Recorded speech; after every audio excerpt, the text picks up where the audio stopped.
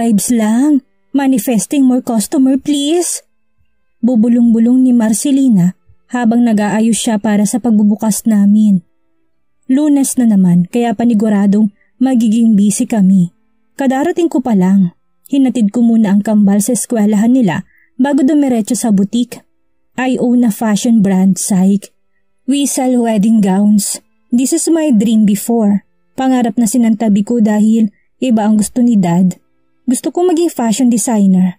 A wedding gown designer to be exact at sarili kong brand. Pero ayaw ni Dad.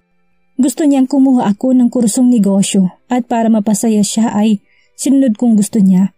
Mahilig ako magdisenyo ng mga wedding gowns. Gusto kong makita ang magagandang ngiti ng bawat babae na nakasuot ng gown na dinisenyo ko para sa kanilang espesyal na araw. Kaya nang maibenta ko ang kotseng niregalo ni Tita Ivy noon, ginamit kong natira upang simulan ang pangarap kong naudlot dahil mas pinili kong sundin ang gusto ni Dad. Mahirap sa una, lalo na at may mga anak ako, pero nagawa kong pagsabayin ang pag-aalaga sa kambal at ang pangarap ko. And now, nakikita ko ng bunga ng mga paghihirap ko. My brand is starting to be known.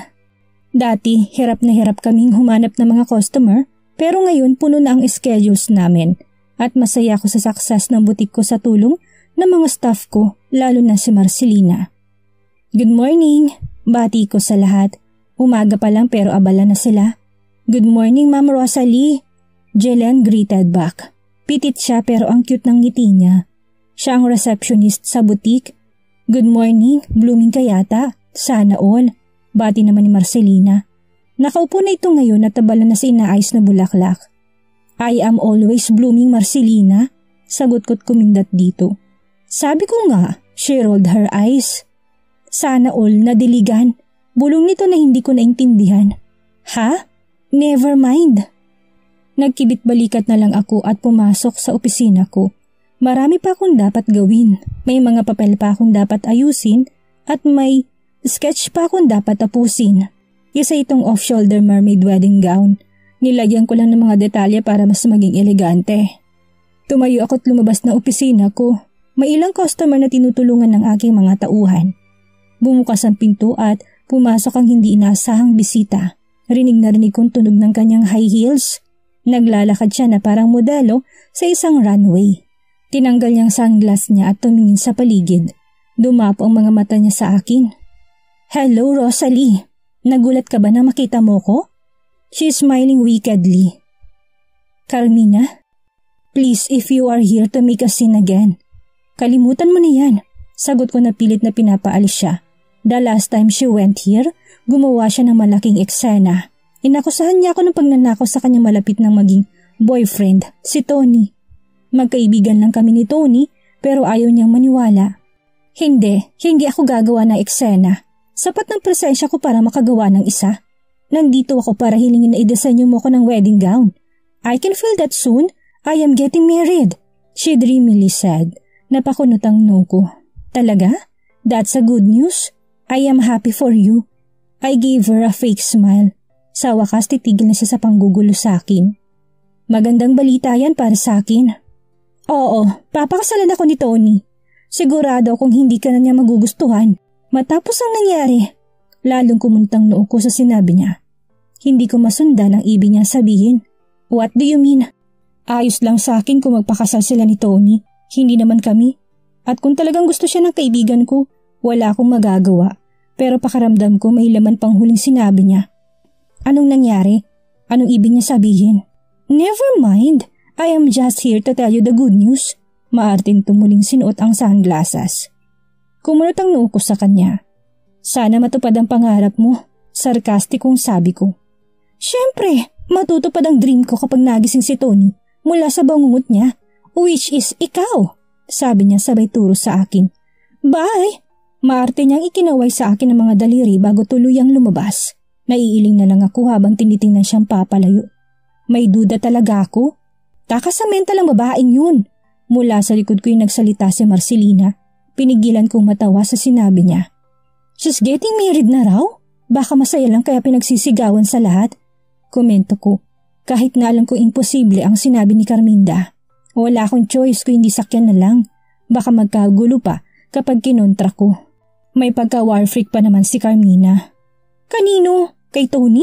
Umismi dito.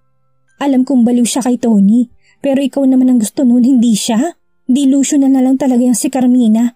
Maganda sana kaso may sayad talaga. Anito't bumalik sa pwesto niya kanina. Inamin ni Tony na gusto niya ako, pero pagkakaibigan lang may bibigay ko sa kanya. Mabait siyang lalaki, pero hindi pa ako handang mag-commit sa isang relasyon. Mas kailangan ng kambal ang atensyon ko at ayokong mahati yun kapag nakipagrelasyon ako. Habang si Carmina ay anak ng isang mayor, she likes Tony since the beginning, pero hindi naman ito pinapansin ng isa kaya akong pinipesting to palagi. Tila sa akin binabaling ni Carmina ang asar niya sa pandadadma sa kanya ni Tony. Pagtingin ko sa wristwatch ko, 12:00 na. Bumalik ako sa opisina ko para kumain ng tanghalian bago ipagpatuloy ang aking trabaho. Imbis na bumili o kumain sa labas, lagi ako nagdadala ng sarili kong pagkain. Pasimple ko itong iniinit sa pantry microwave. Tumunog ang phone ko nang bubuksan ko na sanang lunch ko. Si Mrs. Valencia ang school principal kung saan nag-aaral ang kambal. Hello ma'am? Hello Mrs. Aguas. This is a student from Adam's Apple. Humihingi ako ng paumanhin sa pangistorbo sa'yo, pero kailangan mo pumunta sa paaralan. Nakipag-away ang kambal mo sa isang kaklase. Balita sa akin ng principal. Okay ma'am, pupunta ako. Sagot ko. Nagmamadaling kinuha kong bag ko at lumabas ng office. Where are you going? Nagmamadali ka yata, Marcelina asked. Nakasalubong ko siya habang nagmamadali akong lumabas ng opisina. Tumawag ang principal ng kambal, napaaway raw. Kailangan kong pumunta ng school. Nag-aalalang sagot ko. Ha? Bakit daw? I don't know. Ikaw na munang bahala dito. Bye. Saad ko't mabilis na lumabas ng butik. Nagmamadali ako magmaneho. Nag-aalala ako dahil ito ang unang beses na nang-away ang kambal sa isang kaklase. My twins have never been in trouble before, especially Aidan, who is always calm. They are still children, which is natural for others with other children. But I know my children. They are not troublemakers. Tony's POV. Malapad ang ngiti ko habang naglalakad papasok sa psych, pero isang mabangis na tingin mula kay Marcelina ang sumalubong sa akin. Ano ba talagang ginagawa mo dito? Balita ko ikakasal ka na, sabi niya na ikinakunot ng noo ko. Hindi ako sigurado kung anong pinagsasabi mo. Pumunta ako dito para kay Rosalie. Pumunta si Carmina dito at sinabi sa lahat na malapit na kayo magpakasal. Paliwanag niya. Congrats ha? At naniwala ka sa kanya? Alam mo namang baliw siya. Alam ko pero malay ko ba kung nagayuma ka na pala? Natatawang saad nito. Where's Rosalie? Pambabaliwala ko sa pang-aasar niya. Is she in her office? Kaaalis lang, nagmamadali nga eh. Pinatawag siya sa school kasi nakipag-away yatang kambal. Hindi ko maiwasang mag-alala dahil sa sinabi niya. Tatalikod na sana ako pero pinigilan niya ako. Sandali, saan ka pupunta? Susundan ko siya. Nag-aalala ko para sa kambal. Wow, tatay na tatay ha? Go! Pagtataboy nito. Nakangiti lang ako habang naglalakad pabalik sa kotse ko. Hindi ako ang ama ng kambal, ngunit handa ako maging kung bibigyan ako ni Rosalie ng pagkakataon. Rosalie's POV. Dumiretso ako sa principal's office. Napansin kong aking kambal at isa pang bata na nakaupo sa tabi ng kanyang ina. Nag-aalala akong lumapit sa mga anak ko para tingnan sila. Okay ka lang ba? Tanong ko. Tumango silang dalawa. Sigurado ka ba? Paniniguro ko pa sa kanila. They nodded again. Ang anak mong nanakit, kaya malamang okay lang sila. Singit ng babaeng nandoon bago ako inirapan. Gusto ko siyang sagutin pero pinilit kong pakalmahin ang sarili ko. Nandito ako para sa mga anak ko, hindi para maging masama gaya ng babaeng nasa harapan ko. Miss Aguas, I called you because your twins push and punch their classmates. Pagbabalita ng principal at tumingin sa mga anak ko na tahimik na magkatabing nakaupo sa isang tabi. I look at her. Apologetically. I am sorry ma'am, but may I know what exactly happened? Hindi sa bias ako pero kilala ko mga anak ko. Hindi pala away ang kambal lalo na si Aidan. Makulit lang si Isar pero hindi naman to nananakit. Ito ang unang beses na nangyaring nakipag-away sila. Hindi pa ba sapat na may pasa ang anak ko? Ano pa bang gusto mong malaman? Singit naman ng nanay na kaaway ng mga anak ko. Kanina pa masama ang tingin nito sa kambal habang walang tigil sa pagpaypay ng kanyang hawak na abaniko. Gusto ko lang naman pong malaman ang buong pangyayari. Kilala kong mga anak ko, hindi sila mananakit na basta-basta na lang. May hinahon kong paliwanag. Hindi nananakit, pero sinuntok ang anak ko. Bully ang mga anak mo. Yan ang totoo. Napatayo na ito habang tumataas ng boses. Mrs. Maniebo, calm down. Maupo muna kayo. Pagpapakalma dito ng prinsipal. Umupo naman ito pero pasimple pang umirap muna sa akin. Gusto ko makatanggap ng parusang dalawa sa ginawa nila sa anak ko. Saad ni Mrs. Maniebo nang makaupo na ito. Palihim akong napaismid sa sinabi nito. Hindi pa rin ako naniniwala na basta-basta na lang mananakit ang mga anak ko. Siguradong hindi sila nagsimula ng away. Hindi ko sila pinalaking basagulero. Hindi gaya ng anak nito na nagawa pang dumila sa mga anak ko. Miss Aguas, we decided to suspend your sons for 2 weeks to reflect on what they did. Pag-iinforma ng prinsipal na ikinainit ng ulo ko. What? Mawalang galang na po pero hindi po ako makakapayag sa gusto nyo. Hindi naman po yata patas na basta na lang silang parusahan kahit hindi natin alam ang totoong nangyari. Bakit hindi natin tanungin ng mga bata para malaman natin kung ano ba talaga ang nangyari? Kung talagang anak ko may kasalanan, tatanggapin ko pong pasya nyo. Pero hindi nyo pwedeng suspindihin ang mga anak ko ng ganun-ganun na lang. Depensa ko. Maaring may kasalanan ng mga anak ko dahil nakipag-away ang mga ito. Pero ang unfair kung ang mga ito lang ang mapaparusahan, hindi ako papayag. Umismid naman si Mrs. Maniebo. Palibhasa, walang amay ang mga anak mo, kaya hindi naturuan ng magandang asal. Nananakit ng kapwa estudyante kaya dapat lang maparusahan sila. Matalas ang dila nito. Huwag niyong panghimasukan ng personal na buhay namin. Pinalaki kong mabuting mga anak ko. Wala kayong karapatang pagsabihan ako ng ganyan. Sigurado na akong ang anak niyang nagsimula ng gulo. Mukhang may pinagmanahan ito. Okay, para matapos na to, tanungin ulit natin ang mga bata. Patrick, what happened? Singit ng prinsipal at tinanong ang anak ni Mrs. Maniebo. Tinulak po ako ni Acer, tapos sinuntok ako ni Aidan. Niiyak na sagot nito. Siguro naman sapat nang narinig mo. Matari na tanong ni Mrs. Maniebo. Tinanong niyo rin ba mga anak ko kung bakit nila ginawa yun? Balik tanong ko sa kanila. Binaliwala kong katarayan ng ginang na nasa harapan ko. Hindi ako papayag na basta nalang parusahan ng mga anak ko nang hindi naririnig ang side nila. Aidan, Acer, tell us the truth. Why did you guys hurt Patrick? Tanong ng prinsipal sa mga anak ko. Tumingin muna sa akin ang kambal. Tumango naman ako sa kanila encouraging them to tell the truth. Lagi niya sinusubukan kumuha ng pagkain ni Aidan. Tinulungan ko lang yung baby brother ko. Pag-amin ni Acer. Tapos tinignan niya ako ng maluha-luha. Binatukan niya si Acer kaya naman sinuntok ko siya. Lagi din niya kaming inaasar dahil wala kaming daddy. Tila nagpanting lalong tenga ko sa sinabi ni Aidan. Naawa ako sa mga anak ko at umusbong ang galit ko sa mag-inang nasa harapan ko. I think your son is the bully here, Mrs. Maniebo, not my kids. Umirap naman ito sa akin at maras nagpaypay muli ng kanyang abaniko. My children's 2-week suspension has been lifted. Instead, Mrs. Maniebo's son will be punished. Hindi naman talaga tama na basta nalang masususpend ang kambal, gayong pinagtanggol lang naman nilang sarili. Pa-victim lang talagang mag-inang yun.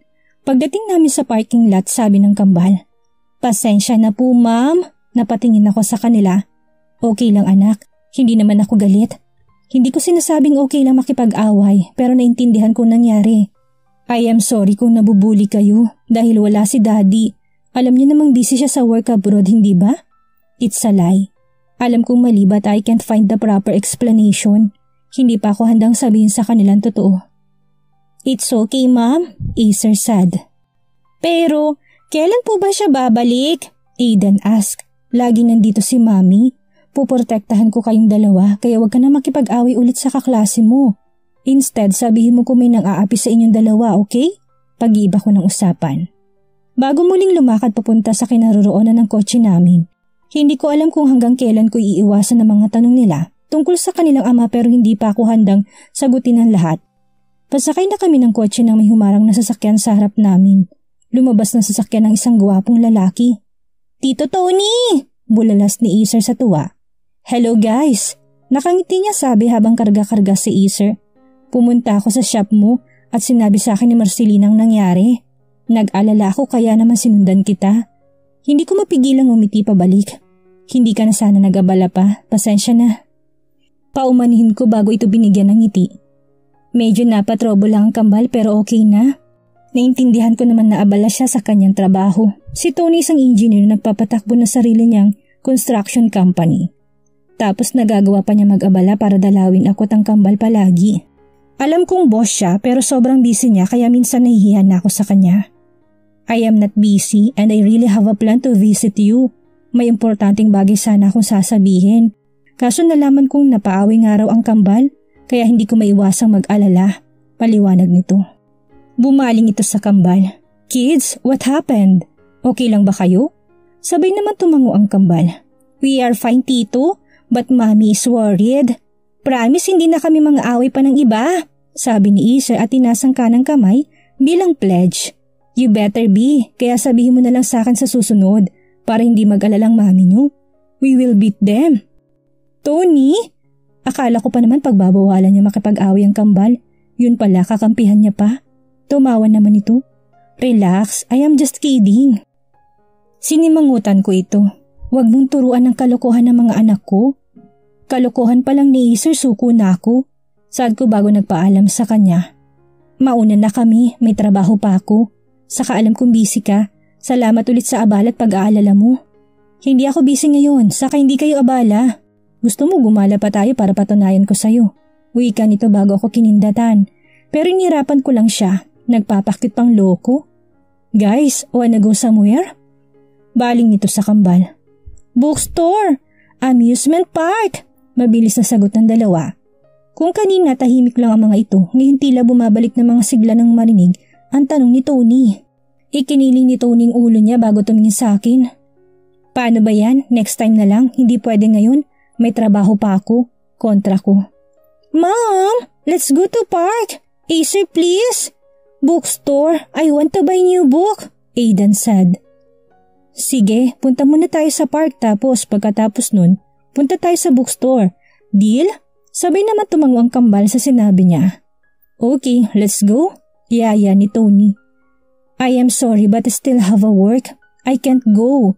Madami pa akong naiwang trabaho kaya kailangan ko pang bumalik sa store. Iniwan ko lang talaga yung kanina dahil sa kambal. May deadline pa kaming hinahabol. Kaya hindi pa ako pwede magpa-easy-easy lang. Come on, Rosalie. Just this once. Pagbigyan mo na makukulit mo, chikiting. Nakangiti pa rin saad ni Tony. He smiles a lot. Lumalabas ang dimples niya ng cute tingnan. Tony is a perfect catch. Guwapo, mabait, matalino at mayaman. Ideal man talaga siya kaya nga siguro baliw na baliw sa kanya si Carmina. Mommy please? Pakiusap ni Ether habang magkasalikop ang mga kamay. But magsasalita pa sana ako pero naramdaman ko na may humihila sa damit ko. It's Aidan. Please?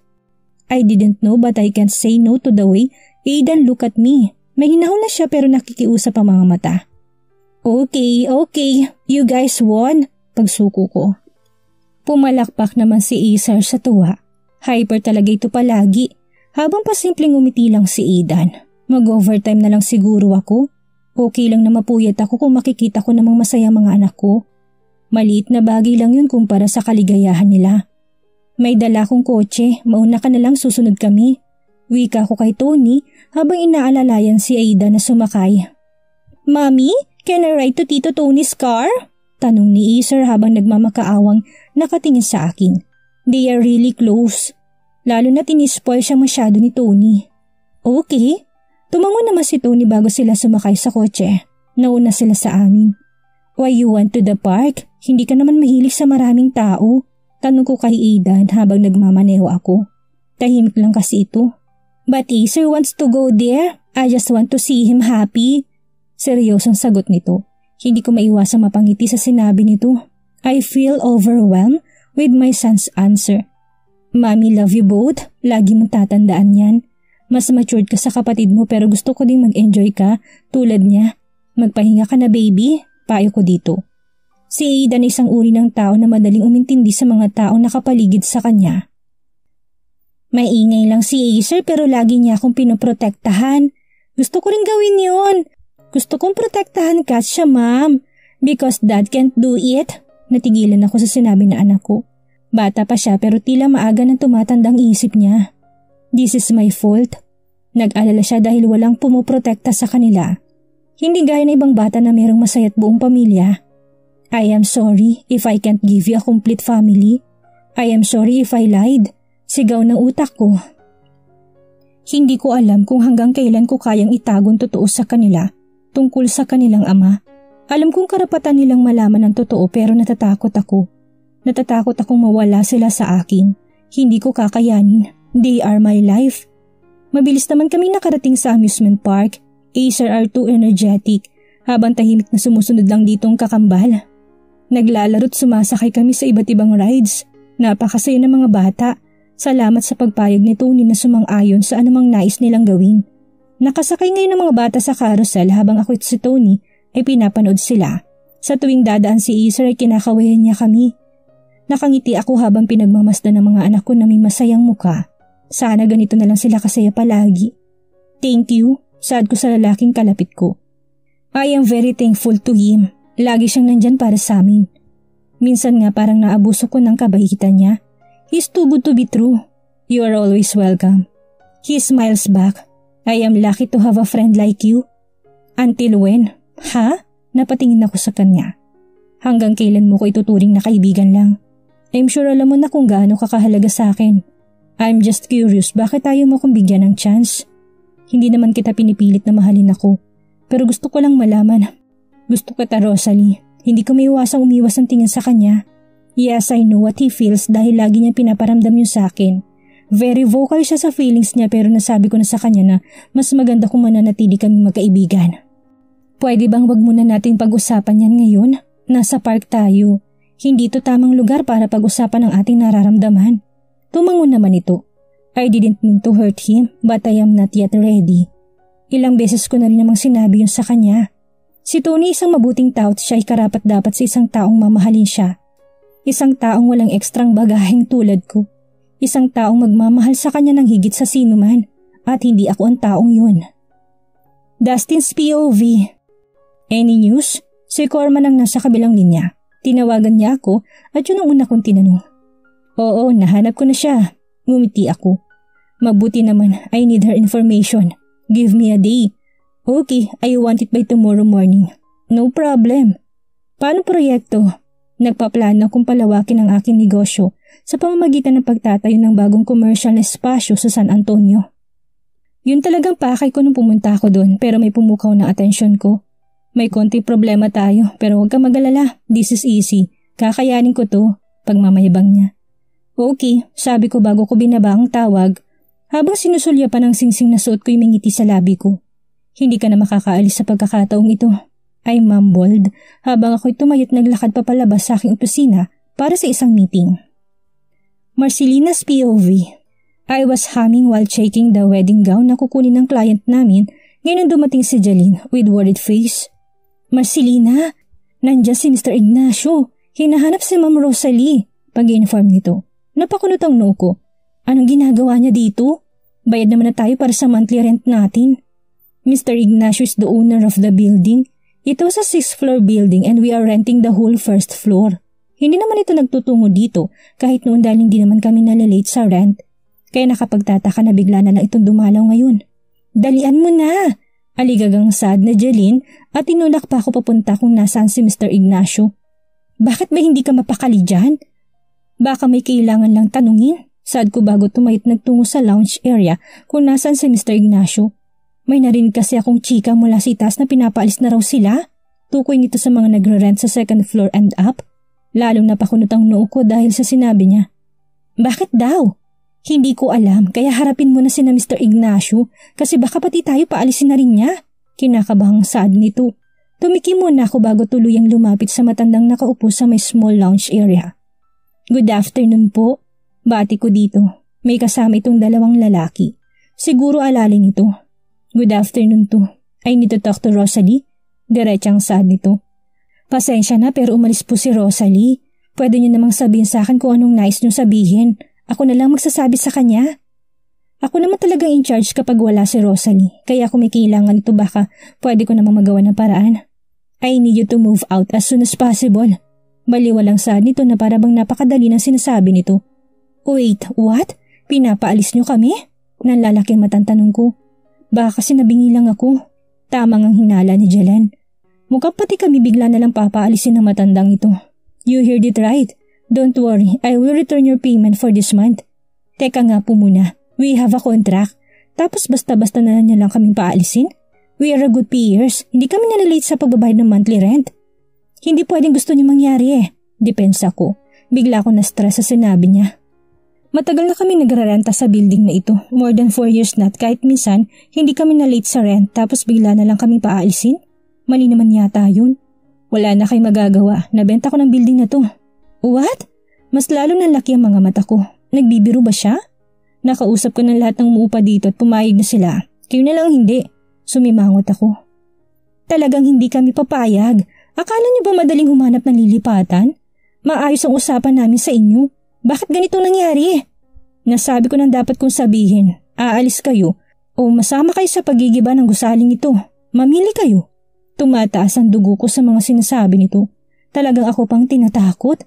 Ganoon. Bigla niyo na lang kaming papaalisin tapos ngayon may pagbabanta pa kayo. Akala niyo ba? Bigla ako napatigil sa pagsasalita na bigla may tumakip sa bibig ko. Pasensya na po kayo. Medyo mainit lang ang ulo niya mula kanina kaya medyo hindi magandang tabas ng dila niya ngayon. Paumanin ni Jalan habang nakatakip pa rin ang kamay sa bibig ko upang pigilan ako magsalita. Huwag mo idaan sa init ng ulo. Bulang ito sa akin bago ko pinakawalan. Umirap muna ako dito bago kinalmang sarili ko. I take a deep breath before I talk again. Pasensya na po hindi ko sinasadya. I think si Rosalie lang talagang dapat niyo makausap about this matter. Tatawagan ko lang, excuse me.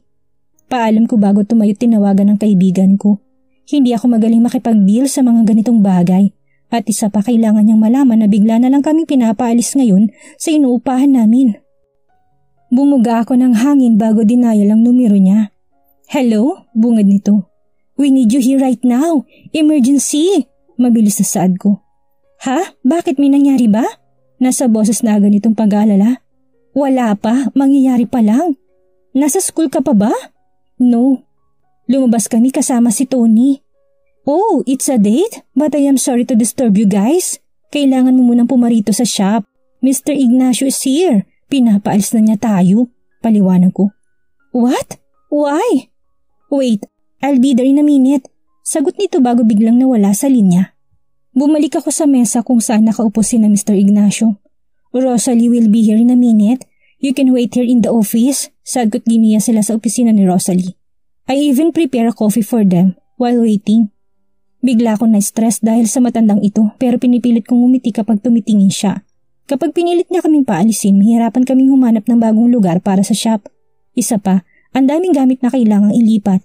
Hindi naman kasi basta-basta na lang ang paghahanap ng commercial building. Iniisip ko pa lang ang posibleng mangyari, na-stress na ako ng todo. Sana magawa nito ng paraan ni Rosalie. Dahil kung ako makikipag-usap sa matandang ito, baka magtalo lang kami. Hindi ako sanay sa mahinahong usapan at pakiusapan. Magaling lang ako makipag-argumento, pero hindi ako marunong makiusap. Kaya si Rosalie nang bahala sa lahat. Rosalie's POV. We are still in the park. The twins are eating ice cream. Nakaupo lang kami upang magpahinga dahil napagod na yata ang kambal, kakalaro't kakasakay sa mga pambatang rides. Biglang tumunog ang telepono ko. Sinagot ko ito nang hindi umalis sa pagkakaupo ko. Pero bigla akong napatayo nang sinabi nitong nasa shop ang may-ari ng building at pinapalis na kami. Ano nangyayari? Bakit biglaan? Who's that? Are you okay? Nag-aalalang tanong ni Tony nang maibaba ko ng tawag. Kailangan ko nang bumalik sa shop, uuwi na kami. Pasensya ka na? Nagmamadaling saad ko. Chill, ako nang bahala sa kambal. Mauna ka na. Mukhang may problema sa shop. Tawagan mo na lang ako kung may tutulong ako sa'yo. Tumango naman ako. I kissed the twins. Kids, behave. Mommy have to go. Tito Tony will take care of you too. Tumango naman ang mga ito. We will be good, ma'am, Acer said. Thank you. I mouthed to Tony before I left them. Mabilis na nagtungo ako sa parking lot at nag-drive pabalik sa shop pero kung minamalas ka nga naman, muntik na akong tumama sa bumper ng kotseng nasa unahan ko dahil bigla itong tumigil. Napamura ako ng wala sa oras, muntik na sumalpok ang ulo ko sa steering wheel dahil sa lakas ng impact ng pag-brake ko upang hindi bumangga sa unahan. Ibinaba kong bintana ng kotse ko at sinilip ang kotseng nasa unahan ko. May lalaking bumaba buhat dito. Are you alright? He asked. He had an apologetic expression on his face. As he glanced at me. I am sorry, he said. Flat tire. It's okay, I said as I maneuvered my car. Be careful next time. Wala namang mangyayari kung magagalit ako. Hindi naman niya sinasadyang maflatan ng gulong. Hindi rin naman ako nasaktan, kaya hinayaan ko na lang. Isa pa, nagmamadali ako makarating sa shop. Ano kayang gagawin ni Rosalie ngayon tila nanganganib ang pwesto ng negosyo niya? Sino kayang taong bumili ng building na pinaglalagyan ng negosyo ni Rosalie? At anong gagawin ni Dustin ngayon natagpuan na ng tauhan niya si Rosalie? Yan ang ating aalamin sa susunod nating kabanata.